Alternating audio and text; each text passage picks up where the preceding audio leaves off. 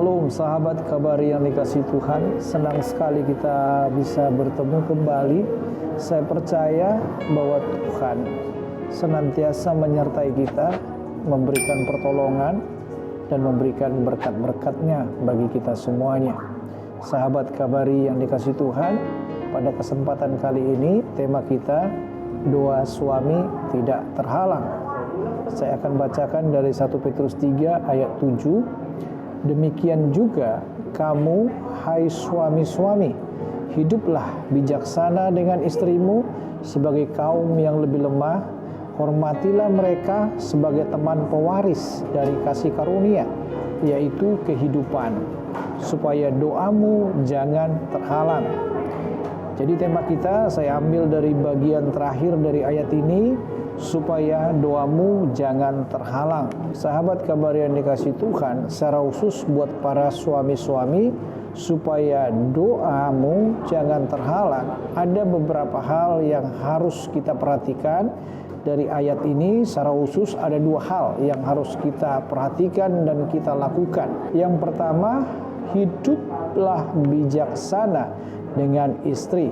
Untuk memahami arti kata hiduplah bijaksana dengan istri, kita bandingkan dengan versi AYT. Dikatakan demikian juga kamu, hai suami-suami, hiduplah bersama istrimu dengan penuh pengertian, karena mereka kaum yang lebih lemah. Jadi hiduplah bijaksana dalam versi AYT dikatakan dengan penuh pengertian. Sahabat kabar yang dikasih Tuhan, secara khusus para suami, supaya doa kita tidak terhalang, yang pertama yang harus kita lakukan adalah hiduplah bijaksana dengan istri. Hidup bijaksana itu adalah hidup dengan penuh pengertian. Kita belajar untuk memahami, kita belajar untuk mengerti akan pasangan hidup kita atau akan istri kita. Kita memahami akan segala kelemahan-kelemahan mereka, segala kelemahan-kelemahan mereka kita topang dengan segala kekuatan, kita atasi dengan segala kekuatan yang ada dalam diri kita. Hidup bijaksana atau hidup dengan penuh pengertian, di sini dituntut satu pemahaman dari kita suami untuk memahami istri kita, untuk memahami pasangan hidup kita yang diberikan Tuhan bagi kita. Memang dalam hidup ini untuk memahami butuh pengorbanan, butuh waktu yang sangat lama, tetapi itu harus kita lakukan supaya doa kita tidak terhalang. Kita harus memahami akan segala kebutuhan daripada pasangan kita. Kita memahami akan segala keberadaan dari pasangan kita. Kita kasihi pasangan kita, kita memberikan apa yang diperlukan dan dibutuhkan, dan kita selalu ada buat pasangan kita. Saya yakin dan percaya, selain kita memperhatikan semua keperluannya, secara khusus kita bisa menerima segala keberadaan daripada pasangan kita. Ini akan membuat hubungan itu akan semakin baik, tidak ada cekcok, tidak ada pertengkaran, tidak ada perselisihan. Dan kalau sudah tidak ada perselisihan, hidup di dalam kerukunan, maka doa-doa para suami akan dikabulkan oleh Tuhan. Itu yang pertama. Yang kedua, hormatilah mereka sebagai teman pewaris dari kasih karunia, yaitu kehidupan. Sahabat kabar yang dikasih Tuhan, di sini dikatakan hormatilah mereka. Dalam versi AYT, untuk hormatilah mereka dipakai kata perlakukanlah mereka dengan hormat. Jadi hormatilah mereka maksudnya adalah kita memperlakukan pasangan kita dengan hormat. Jangan kita merendahkan pasangan kita, jangan kita membuat pasangan kita menjadi minder, tetapi kita perlakukan pasangan kita dengan hormat. Sahabat kabar yang dikasih Tuhan, saya ini berasal dari suku Batak.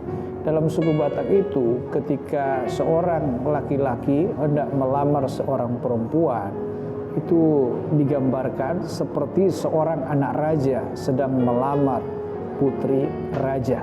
Ketika seorang anak raja sudah melamar seorang putri raja dan dijadikan menjadi istrinya, maka anak raja tersebut akan memperlakukan istrinya seperti putri raja.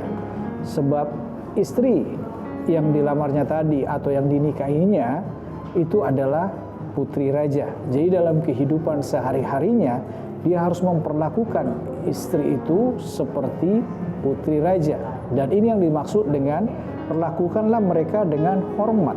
Jadi dengan kata lain, kita harus menyadari sebagai suami-suami bahwa pasangan hidup kita itu adalah putri raja. Kita harus memperlakukan mereka dengan hormat. Kita cintai mereka, kita sayangi mereka, dan kita kasihi mereka. Jangan pernah rendahkan mereka, jangan pernah bersikap kasar terhadap mereka, karena itu semua akan menghalangi segala doa-doa kita di hadapan Tuhan. Kita harus perlakukan mereka dengan hormat, karena mereka adalah pasangan hidup kita. Seperti dikatakan firman Tuhan tadi, hormatilah mereka sebagai teman pewaris dari kasih karunia, yaitu kehidupan. Atau versi HYT berkata, perlakukanlah mereka dengan hormat sebab mereka bersama-sama dengan kalian akan menerima anugerah hidup yang sejati dari Allah. Jadi istri kita itu adalah teman pewaris kita. Ketika kita memutuskan menikah dengan istri kita, ingat baik-baik, teman pewaris kita adalah istri kita, bukan wanita yang lain. Jadi perlakukanlah istri kita dengan hormat, dan ketika istri kita perlakukan dengan hormat, maka orang lain juga akan menghormati mereka, dan orang lain juga akan segan terhadap mereka. Dan saya yakin dan percaya suami-suami yang ada dalam sahabat kabari ini adalah suami-suami yang baik, suami-suami yang memperlakukan istrinya dengan hormat. Dan bila dua hal ini kita lakukan, maka doa-doa kita, wahai suami-suami, akan dikabulkan oleh Tuhan. Amin. Mari kita berdoa. Bapa kami yang di surga, kami mengucap syukur dan terima kasih kepadamu buat kebenaran firman-Mu hari ini, mengajarkan kepada kami secara khusus buat para suami-suami, supaya kami hidup bijaksana dengan istri kami, dan kami menghormati istri kami.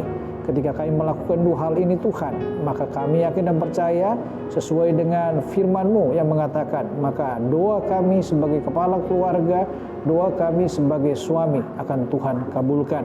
Biarlah Tuhan Engkau memberikan kekuatan, kemampuan bagi kami untuk melakukan kebenaran firman-Mu ini. Ketika kami melakukannya, maka berkat-berkat yang daripada Tuhan juga akan diberikan bagi kami. Dalam nama Tuhan Yesus kami mengucap syukur kepadamu. Haleluya. Amin.